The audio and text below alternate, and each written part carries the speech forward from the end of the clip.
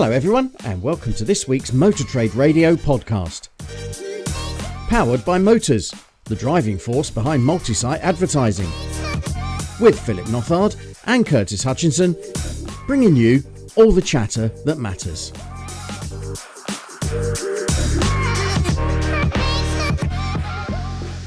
Well, Curtis, I suppose there's a couple of consistencies in a world of uncertainty. We've got our weekly Motor Trade Radio podcast, and the weather is keeping kind of nice and springy. So we're all right, and apart from everything else that's going on in the world, but, Yeah, I think you're right. Apart from the clocks changing last weekend and spring beginning, everything else is up for grabs, really, isn't it? Seems to be, doesn't it? It does seem to be, yeah. But I mean, speaking of that, and with everything else that's been going on this week in the world of politics and tariffs and US and the economy, etc., the Supreme Court hearing commenced on Tuesday of this week, and we know that that's a 3-day event there. Obviously, this is the Court of Appeal ruling against the Close Brothers and First Rand Bank on the discretionary commission arrangements. And we're also aware that the NFTA are also involved as the third defence there, because of obviously that from a dealer perspective with that. So, I mean, obviously there is a lot of potential speculation of hopefully what the outcome will be. Obviously, this is due to the High Court judgment and whether the Supreme Court do overturn the ruling from the High Court and then direct the FCA in some kind of redress process. That's what we're waiting to find out.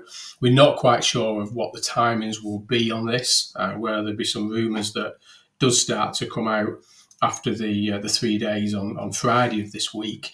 But obviously, we'll wait and hear on that one. So lots going on in that world, Curtis, I think, at the minute.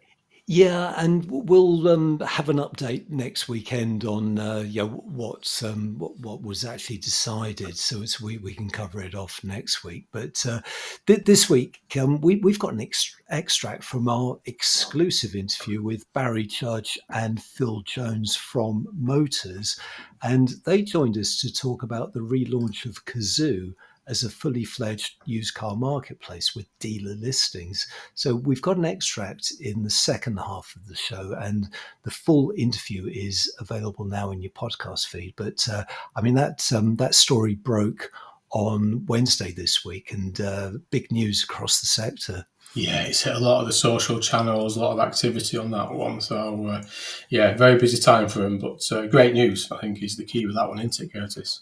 Yeah, definitely. You're listening to all the chatter that matters on the Motor Trade Radio podcast. If you're a supplier and would like us to profile your business and reach our audience of dealer bosses, managers and decision makers on one of our dedicated supplier specials episodes, get in touch with Curtis and Philip at motortraderadio@yahoo.com.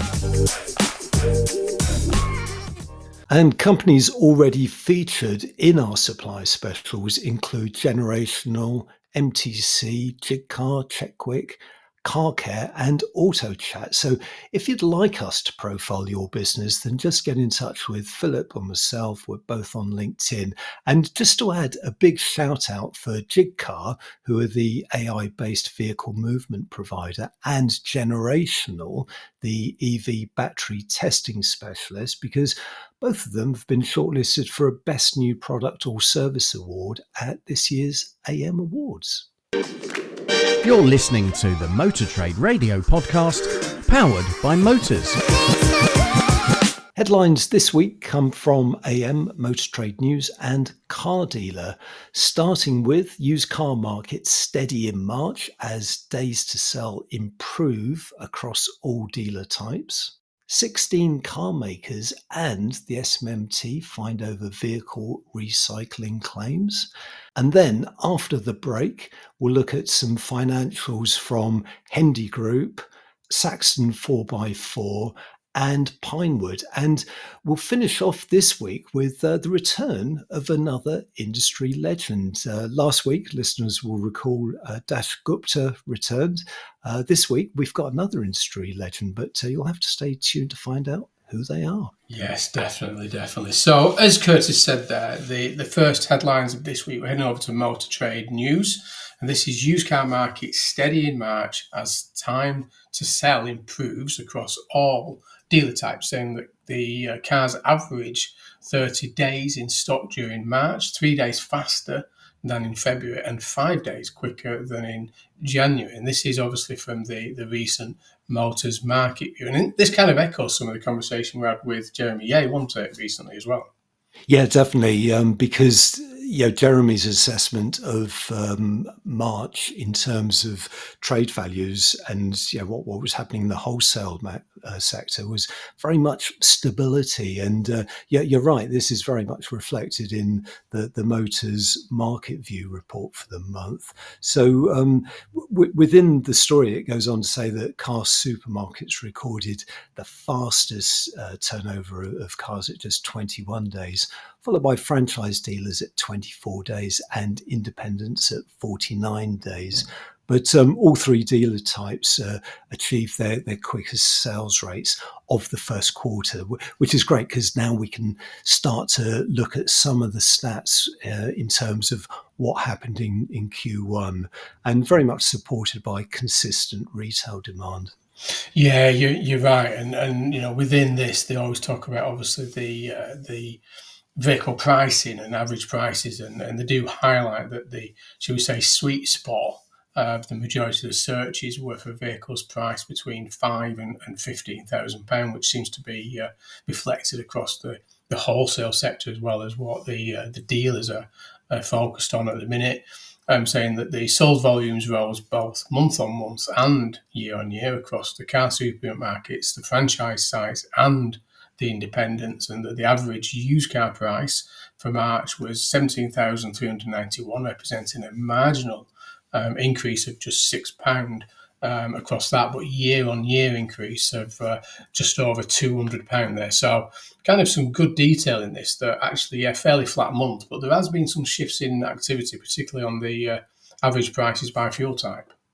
Yeah, and looking at the fuel type, because I did work with the team on Motors for the press release that went out on the Market View, and price by fuel types remained stable, certainly in regards to ICE. So petrol averaged £16,599, diesel averaged £15,220, and hybrids £24,500. So very, very stable there month on month. But looking at EVs, that they continued their downward pricing trend, dropping by £323 month on month to an average of £24,203. And that's actually a 14% decline compared with the previous March. And within Motors analysis, they attributed this to ongoing price corrections, but also an influx of those older 5 to 10-year-old EVs entering the used car market and just bringing the prices down a little. Yeah, I think you're right that in terms of that EV sector, and they do talk in the report. And I say we always try and just give the highlights of what's in the market view, but there's a lot of detail in it. And the fastest selling used car in March was the petrol VW Golf, under 6 month old, and with fewer than 5,000 miles, averaging just 10 days to sell in that. And the top 5 best selling models overall were the Vauxhall Corsa, Ford Fiesta still hanging on in there, Curtis, the Nissan Qashqai, VW Golf, and the Ford Focus. And moving on to the next story from AM, the headline there is multiple car manufacturers and SMMT fined £460 million for collusion. So this is quite a hard-hitting story that broke on Wednesday, and AM's coverage identifies that 16 car manufacturers and the SMMT, as well as the European Automobile Manufacturers Association, ACEA, have been fined a total of £460 million for colluding over the advertising of what percentage of their vehicles could be recycled. And this follows a joint investigation which was launched in 2022 and conducted by the European Commission and the UK's Competition and Markets Authority. And it found the 16 car makers were involved, as well as the two trade bodies there. And they also colluded to avoid paying third parties to recycle their customers' scrap cars. So an interesting one, this, isn't it, Phil? just a bit. And obviously there's been no sort of official statements as we see. I think the SMMT have responded to this, saying that they obviously fully cooperated with the CMA's investigation and accepts its findings, and saying that the trade body said it takes its competition law obligations extremely seriously and has thoroughly reviewed and bolstered its protocols to safeguard current and future compliance. I mean, this is a big fine, but obviously this has had I think it's a 20% reduction because they came clean, I suppose, or sort of accepted it. Is that what it is? Yeah, it is, because the CMA issued fines totaling just under £78,000 to various car manufacturers, including BMW, Ford, Jaguar, Land Rover, Peugeot, Mitsubishi, Nissan, Renault, Toyota. Might as well give the full list now. Vauxhall, Volkswagen, as well as the SMMT and ASEA. But the CMA fines include a 20% settlement discount to reflect that the manufacturers and trade bodies admitted their role in the infringement and agreed to cooperate with the CMA over this. Yeah, and it is an interesting one, because I think when I first saw it on the social channels, there was the question of why is the SMMT involved with this and ASEA, but it does say that the manufacturer used a ASEA meeting to facilitate these arrangements with associates itself, chairing meetings and interviewing when manufacturers acted outside of the terms, and saying that the SMMT also attended these meetings and likewise became involved by settling a handful of disputes. So I suppose there is that kind of association with it, won't it? Rather, because your first question is, why are the SMMT and ASEA involved with this collusion of disputes? It doesn't make sense, but you can see why they're being involved with this one. So one that we'll obviously try and keep a close eye on going forward. And we'll be back after this break with an extract from our exclusive interview mentioned earlier with Motor CEO Barry Judge, talking about the relaunch of Cazoo's brand as the used car marketplace. You're listening to all the chatter that matters on Motor Trade Radio. Powered by Motors, the driving force behind multi-site advertising. This is your weekly one-stop shop for all the biggest car retailing headlines from across the media, available on demand, wherever you are on your podcast feed. Let's start with the Motors acquisition of Cazoo. And we know that Cazoo originally came to the market with a huge fanfare and a lot of financial backing, and as a direct-to-consumer digital car buying service in competition with those dealers, as we remember at the time. It failed in its mission. So what was the attraction of acquiring the brand for yourself, Barry? No, I think it's a good question and a good starting point. There's a couple of reasons. Firstly, Cazoo is one of the top automotive brands in the UK. It has very high consumer awareness from both our own internal research and from external studies. We concluded that maybe about 6 in 10 people in the UK are aware of Cazoo as a destination for buying a car. It has built high levels of positive perception and trust in its time, and from a pure branding perspective, it's achieved something phenomenal, right? Literally becoming a household name in over a period of 12 months. So we bought the Cazoo brand because it would have taken us years and a significant level of investment to achieve something similar with motors. So I think that is the first reason for the acquisition. Since the acquisition, it was a bit of an experiment. So we ran many tests once we had the brand. And what we quickly discovered was that the Cazoo brand responded very positively to marketing spend. So for every pound spent on marketing for Cazoo, the response and returns are much more efficient than a pound spent on a brand with lower levels of awareness. So Cazoo responds more efficiently than Motors to marketing spend.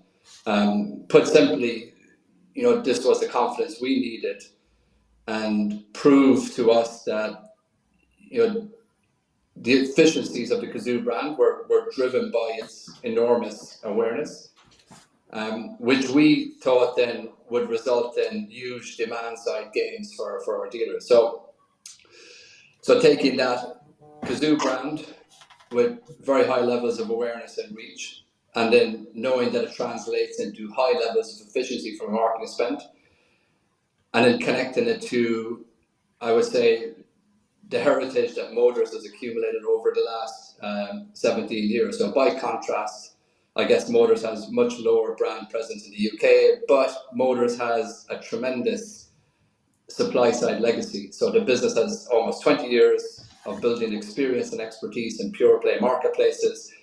Motors has strong relationships with the dealer community with almost 6,000 dealer accounts, over 300,000 listings. So our intention is to plug the heritage of Motors into the super brand that's Cazoo. And we believe that this is a powerful formula for supercharging growth, and with that, driving considerably higher levels of response for our dealers in the UK. So to be clear, then we bought the Cazoo brand. I think, like you mentioned in your intro, we didn't buy the technology or the old Cazoo business model. Cazoo's old tech and business model was not fit for our purpose. We have no intention of retailing vehicles. We'll deploy Cazoo based on our strengths, which is as a pure play marketplace. So using Cazoo brand combined with Motors heritage to supercharge both volume and quality of leads for our dealers. And I suppose, Barry, as a sort of follow up to that, and you mentioned that about Cazoo's brand awareness, and it's still considered still high amongst those consumers. Do you think there's still a bit of any residual negativity towards it from dealers? And if there is, how will you be addressing that as you move forward? When you look, maybe if I take a step back and I look at Europe, US, further afield, you see, very strong marketplace competition, and dealers have alternatives. Dealers can move spend to compete in marketplaces if the leader is aggressive on pricing. I would say that the UK is an anomaly. It's dominated by a single player, and dealers have grown reliant on that player.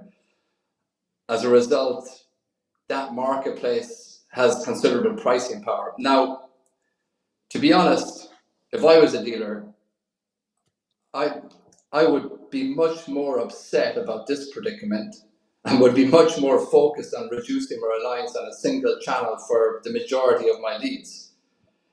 If Cazoo brand, which is under new management, using a new model, backed by new people, if that can drive greater response and reduce my reliance on a single source for leads, I think any negativity that I would have or exist would disappear quickly. I think this is a fresh start for the Cazoo brand and for dealers and their relationship with it. It's a completely different business model that's exciting for dealers because they want leads and to sell cars efficiently. And I actually think I believe this is what Cazoo is going to deliver. I mean, great. I mean, it's a slightly longer snippet there than we may normally have done, but I think it was needed just to give that explanation of the rationale, and to Curtis, of why they've rebranded, they've relaunched, what they did in the first place, and I think Barry gives a fantastic overview and summary of the rationale. Yeah, definitely. I mean, it is big news for the sector, and in the full interview, Barry and Phil Jones of Motors explain how Cazoo fits within the Motors network of partner sites, which still includes eBay, Gumtree, and Parker's. So we did actually cover a lot of ground in the full interview, which is available now in your podcast feed. So do check it out. Yeah, I'd urge you, anybody listening, in particular dealers listening to this podcast, do check that full interview out, because this is about feeding you leads. So do check that one out. So back to the headlines, and we've got a few financial updates. The first one is covered in Car Dealer magazine, and saying that pre-tax profit tumbles as Hendy Group in 2023, with 2024 set to turn a loss. And this is that the turnover jumped to 1.2 billion in 2023, the latest accounts show, and that the pre-tax profit slumped from 20.3 million in 2022 to 11 million in 2023.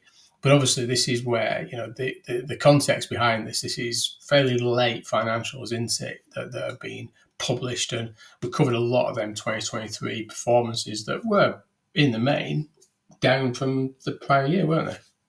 Yeah, and Hendy, like many of those financials that we've reported on in recent weeks, they do highlight that drop in residual values, trade values in the final quarter of the calendar year of 2023.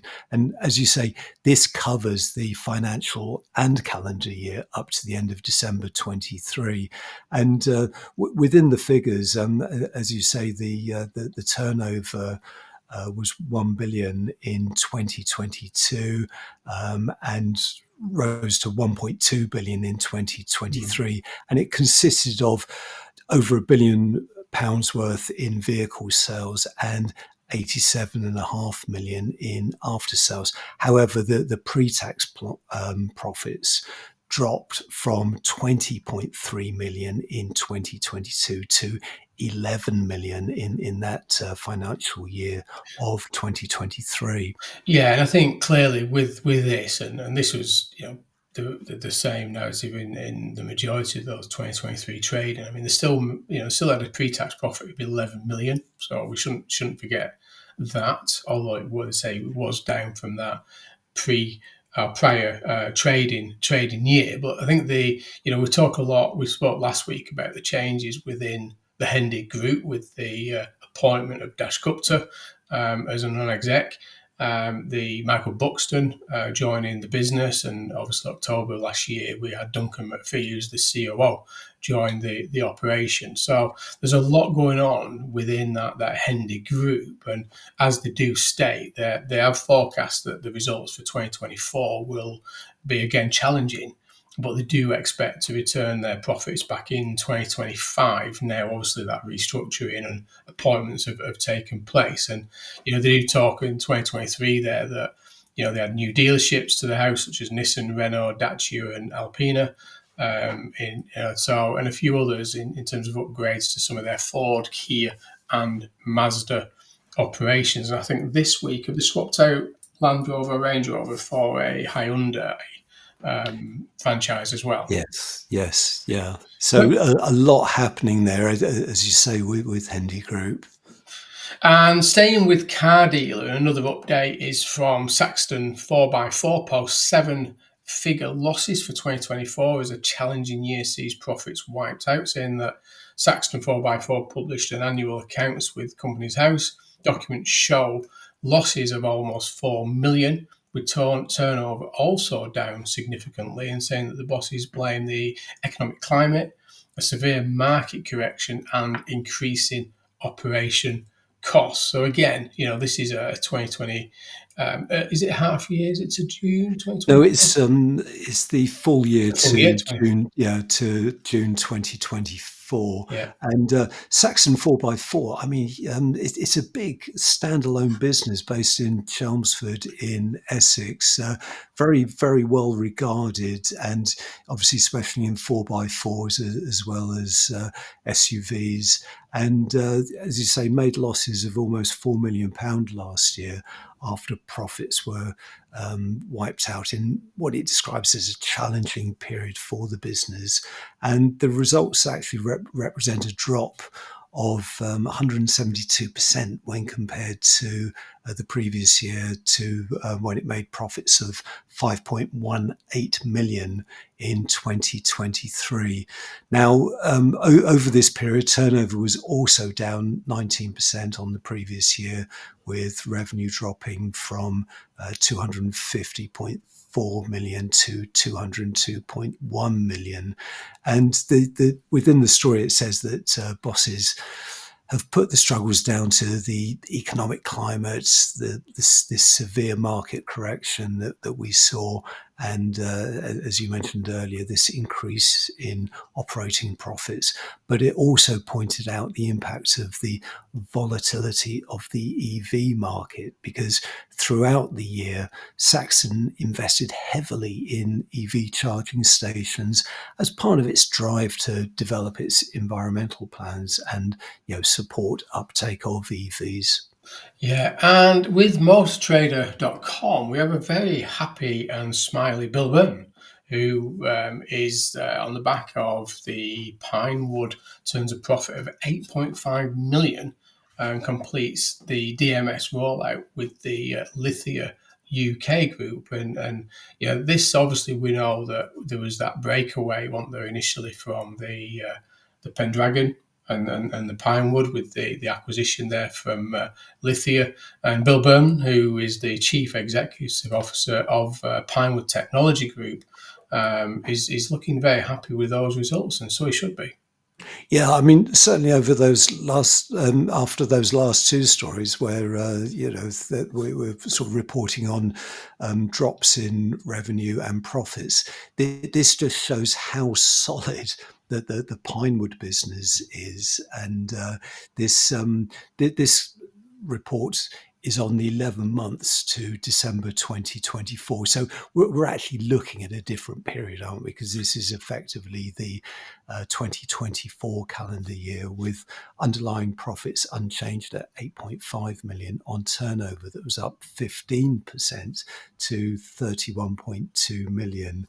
And certainly within the story, it says the group is on track to pilot in Lithia US stores, because Lithia, US owned group, it's rolled out in the UK and is now rolling out certainly over the course of the first half of 2025, with the wider rollout to Lithia's US dealerships starting in 2026. And when Pinewood was spun out from the Pendragon business and Lithia bought Pendragon, it was announced at that stage that there would be this collaboration, this potential to collaborate with Lithia and selling the Pinewood DMS into the Lithia business, both in the UK and the US. And that's exactly what's happening. And that will be driving some of this turnover, some of this profit. Yeah, I think there is. I think there is Lithia members as part of the board, or at least the non-exec board of Pinewood. So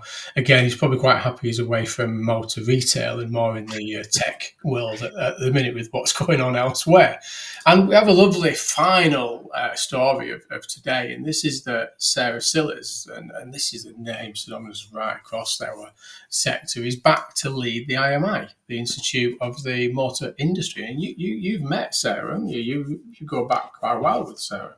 Yeah, I mean, Sarah probably wouldn't want me to remind her, but we started in this part of the business, the sort of dealer-facing side of the automotive business, within a few months of each other, because I started at Motor Trader, editing Motor Trader in 2021, and she joined the IMI as chief exec in 2002. So I think one of the first interviews she did, one of the B2B interviews she did, was with me at Motor Trader.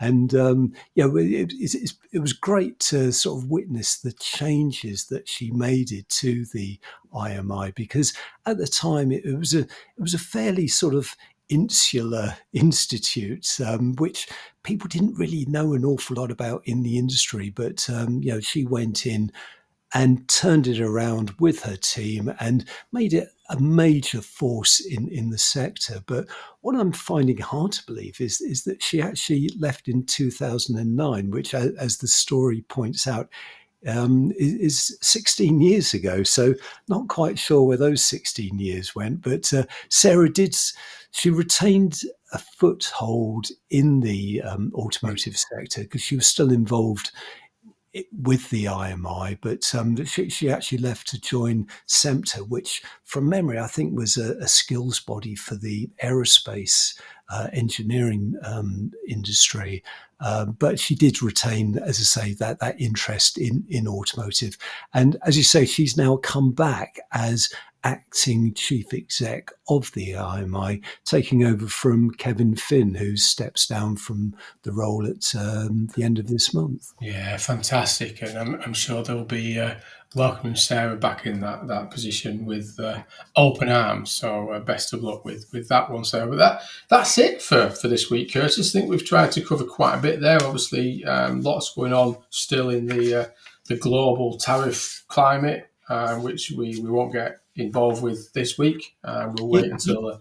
You know what, Phil? We nearly went the whole podcast without mentioning the T words. It'd be remiss of us not to at least say that we're aware of it, but we've not talked about it because we don't know yet. But no, I think there's a lot going on. I mean, obviously, the big one at the minute that is bubbling on this week and is the Supreme Court. 3 days there, so that's a lot of what will be everybody be interested in that one. But I think definitely, as we said right at the start of the show and at the interlude there, is do listen to the full interview there with Barry Judd and Phil Jones from Motors. Great chat with those guys and great update onto the steps now with Cazoo within that Motors business and what they plan going forward. So do listen to that in your podcast feed. But that's all for now. So many thanks for joining us on the Motor Trade Radio podcast. Until next weekend, it's goodbye from me. And it's goodbye from him. Thank you for listening to the Motor Trade Radio podcast, powered by Motors, the driving force behind multi-site advertising. We'll be sharing all the URLs from this week's headlines on Monday morning. To make sure you receive them, just subscribe to the free newsletter on our LinkedIn page. Just search Motor Trade Radio Podcast.